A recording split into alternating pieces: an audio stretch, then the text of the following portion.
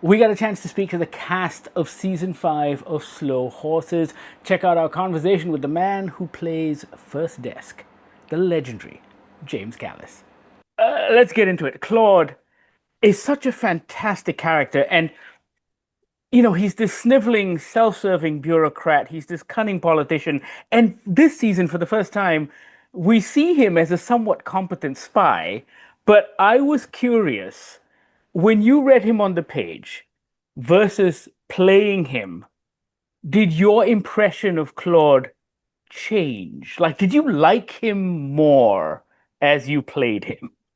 He was qualitatively different from the books. I suppose I was trying to find a way to make that work.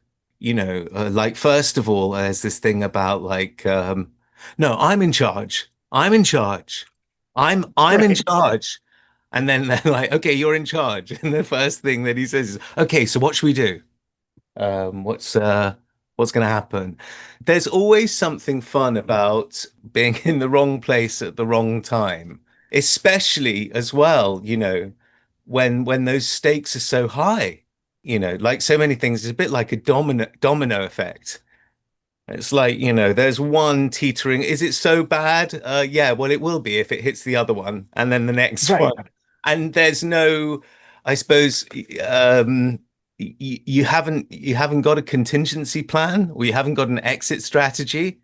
Um, so uh, it was, of course, I enjoyed playing him, and I was trying to find the ways in which somebody like that works. And I suppose, in season 4, he's pretty much on the back foot because I've got this great, it's like, it's really interesting to be on a bus and be thrown under the bus at the same time. Right. And Right. so you've got, I think, like this sense memory of like once bitten, twice shy, at least through season 4. Like, shall I move left or shall I move right? And then by season 5, it's like, he really thinks, he's got the training wheels off the off the bike. I mean, it's classic. Oh, spoiler alert, but I mean, there's evidently quite a lot of hubris. There is, but also I think it's a real testament to Will's writing that the one time you start rooting for Claude is when he goes up against the bad politicians who you hate.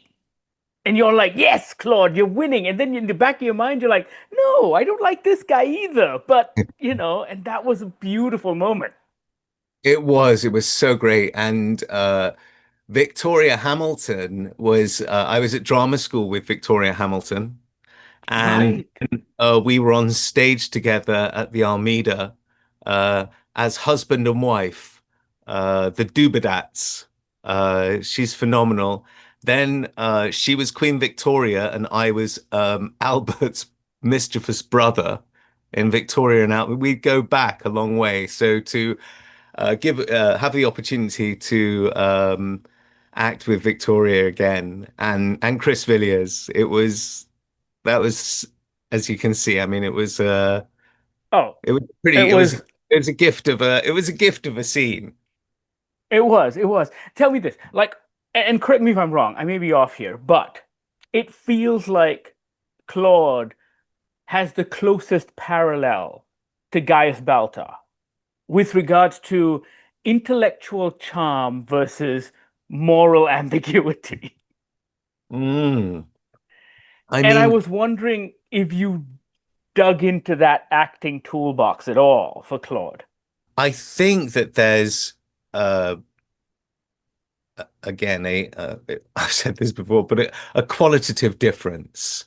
Yeah, Um and the difference really being that, Battlestar, um you're facing not just catastrophe but potential extinction. It's like, that I feel like we're kids. It's like, who's more powerful, Superman or Batman? Which yes, is yes. which is the higher stakes? It's like, and then you're thrust into this thing now.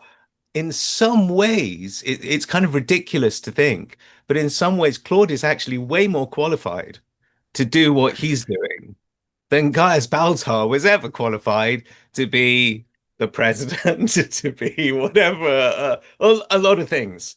Um, and I think for me that there's something way more Prufrockian about Claude. And there's this wonderful thing about like, do I dare disturb the universe? In a minute, there is time for decisions and revisions, which in a minute will reverse.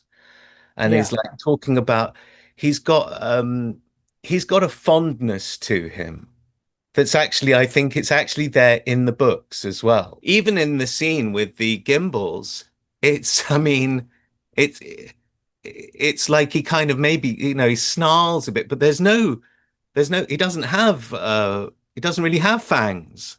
So he's just doing what he's, at that moment in that way, he's a lucky dog. There are Yeah. no horses, and he's like, he's chancing his luck at that point. Yes. He's genuinely thrilled that he managed to get one over them. Um, Yes. yeah. I'm all out of time. They're telling me to wrap, but this has been such a pleasure. And before I leave you, can I just say, the rest of the world didn't talk enough about Bridget Jones' Mad About the Boy, which is such a fantastic movie that nobody It's makes such a anymore. lo it's such a lovely movie, and it was so lovely to be part of, and it was It's great to be amazing. part of, and then to watch it back afterwards, it's pretty special. Yes, it was really lovely. So, congratulations on that as well. But this has been a pleasure, my friend, and thank Uma, you so much. thank you so much for staying up late in Malaysia. Very nice to meet you, and a shame that we My can't chat pleasure. longer. Next Cheers, time. and good luck with whatever's next. But yeah, Thank you thank you. so much. Bye. Cheers. Bye bye. Yeah. Season 5 of Slow Horses is now streaming on Apple TV Plus. Check it out. Let us know what you think. Sound off in the comments. And thank you so much for watching.